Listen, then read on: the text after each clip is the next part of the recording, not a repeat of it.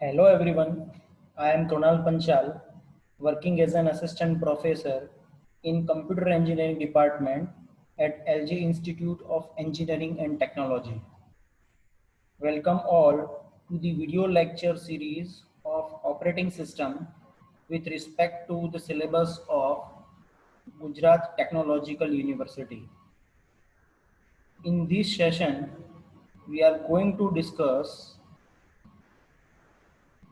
unit number 2, process and thread management. Okay, so in this particular session we are going to discuss first process management. Once we cover the process management, then we will switch to thread management. Okay, so outline of this presentation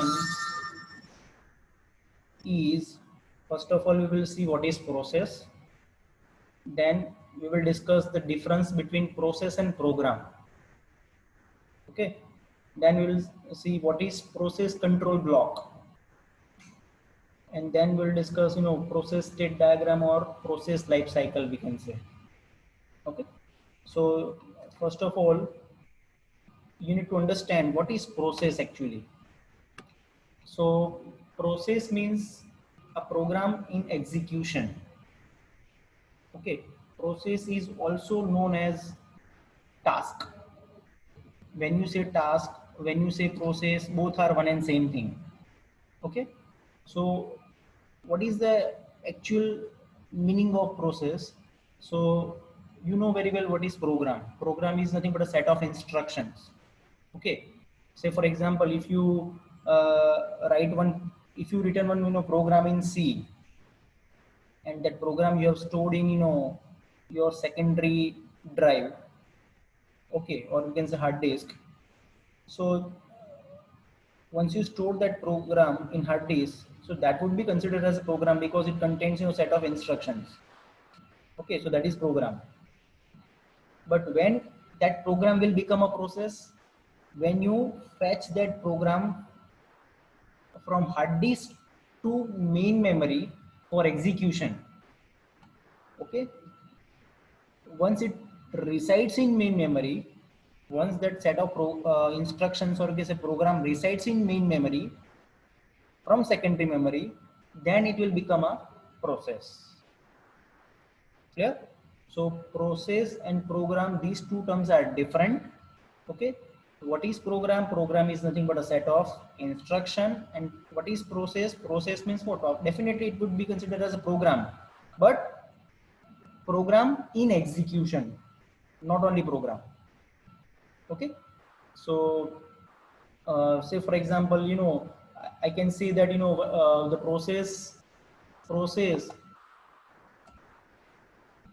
is nothing but active entity and program is passive entity. This is one important difference between process and program. Why process is active and program is passive entity? For example, as I told you earlier, suppose if you written one C program and once it resides in secondary memory, okay, so program will reside in the in the secondary memory as it is until you have accessed it. Okay, so that's why it is called passive. Okay, program will not take initiative to execute itself. Okay, on the CPU. So that's why it is called passive entity. Okay, in real life situations, say for example, uh, in front of me I have one pen with me. Okay, so pen is nothing but a passive entity. Why? Because without putting my effort, pen will not move from one place to another place. So that's why it is called passive entity. It is one type of object, but it is passive type of object. Same stuff is here. Program is, why it is called passive entity? Because uh, it cannot take initiative to execute itself on CPU. It requires some extra efforts. Okay, and that efforts we can provide with the help of process. So why process is called, active entity? Because through process we can execute that set of instructions. Because when we called any program in a process as a process, once that program resides in main memory, and when it is ready for execution, because any program if you want to execute, okay, you have to fetch that program from secondary memory to main memory first. Once it resides in main memory, then and then CPU can access that program for execution. CPU cannot directly access secondary content of secondary memory.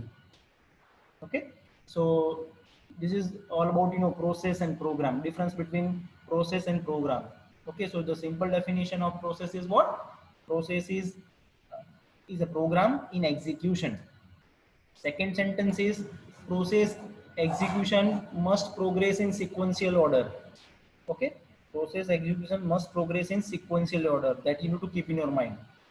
Okay, process, as I told you, process is an active entity that requires a set of resources. Definitely, if process wants, suppose when process resides in main memory, if that process wants to execute uh, on the CPU, definitely CPU resource is required. Yes, so process is an active entity that requires a set of resources, comma, like for example processors. It requires program counter. Program counter, what is program counter? Program counter is special type of, we can say register in CPU, okay, which contains the address of the next instruction to be executed. Okay, so process is an active entity that requires a set of resources including processor, program counter, register to perform its function. Okay, then multiple processes may be associated with one program. That is possible.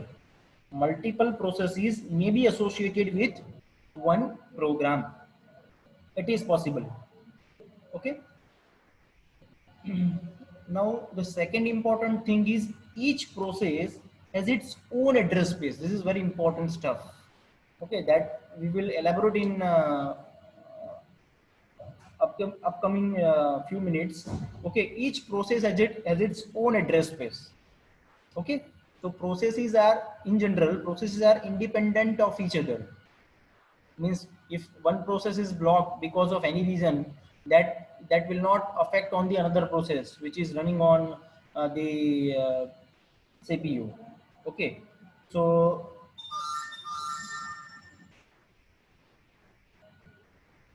one more thing you need to keep in your mind: a process is a dynamic entity that executes a program on a particular set of data using resources allocated by the operating system. Okay, so process is nothing but a dynamic entity and program is static entity. That things you need to keep in your mind. The another important difference. Okay, a process can run to complete. Process can run to complete. A process can run to complete only when all the requested hardware and software resources have been allocated to the process. As I told you, program is passive entity. Program becomes process. When it becomes process, when executable file loaded into memory, okay, a process may be independent of other process in the system. As I already explained you, process may be independent with each other in the system.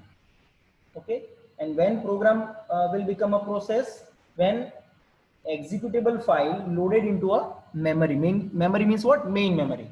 Okay, a process is used as a fundamental unit for resource allocation in operating system. Okay, process is used as a fundamental unit for resource allocation in operating system, because everything is based on process. When you start, say for example, browser, okay, that browser would be considered as one process. If you start, Word program, okay, from MS Office, again it would be considered as a process. Okay, so everything would be treated as a process in the case of operating system.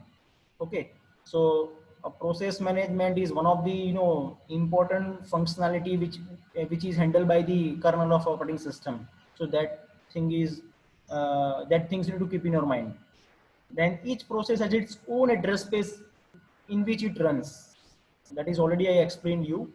Each and every process has its own address space, and within that address space, that process is runs. Okay.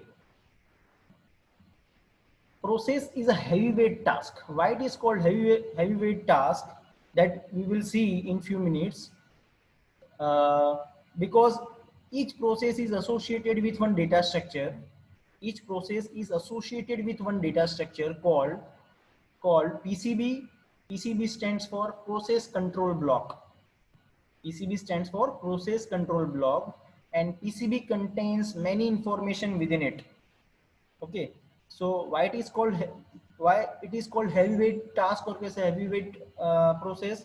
Because each process within the system is associated with one data structure called PCB, process control block, which contains so many information, and that information needs to be updated according to the state of the according to the current state of that process. Okay, so that we'll see the PCB in detail in few minutes. Now the second topic is process versus program. Means what is the difference between process and program? Some of the difference I have already told you. So the remaining stuff we are going to discuss. Now what is process? When program is executed, it is known as process. Yes. When you fetch that program from secondary memory and put it into a main memory, once it resides in main memory, it would be considered as process. Okay, already explained to you. Program is nothing but a set of instructions. Second difference is process exists in a limited span of time. Yes, process has limited execution time, or we can say limited span of time. Why? Because once you fetch that process from secondary memory and put it into a main memory, it means what? Now process execution will be started once it allocate the resources for execution. But once the execution of process is completed, say for example, if I want to get print services, so with the help of my laptop I'm sending a print request to a printer. Once the printing activity is successfully completed, in that case that process would be exited from the system. So definitely the process lifespan is very small as compared to program, because program resides in secondary memory. Until you execute, until you fetch that program will never become a process.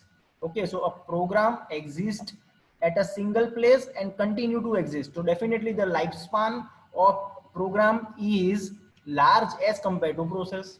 The third difference is, as I told you earlier, I'm not going to discuss this. Process is a dynamic entity and program is static entity.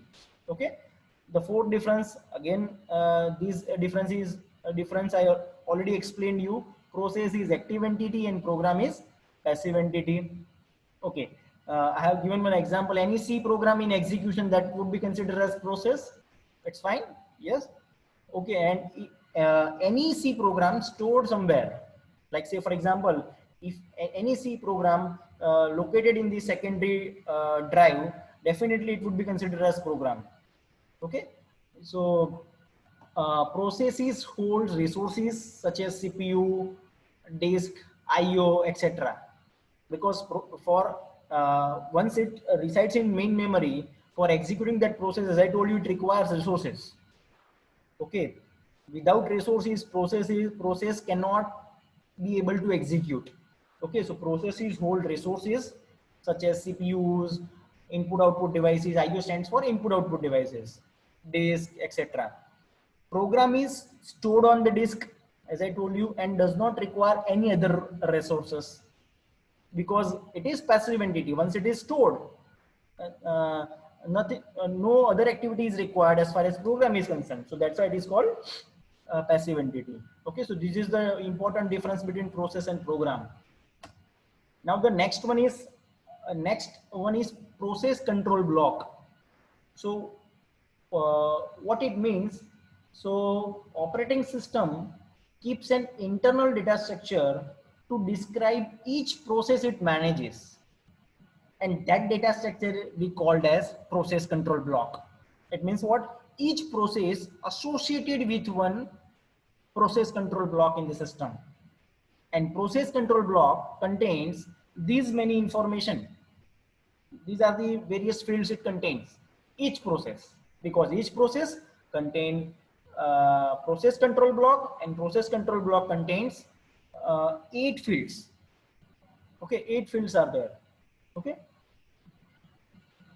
so process control block will change according to the operating system, and PCB, this PCB is also known as task control block.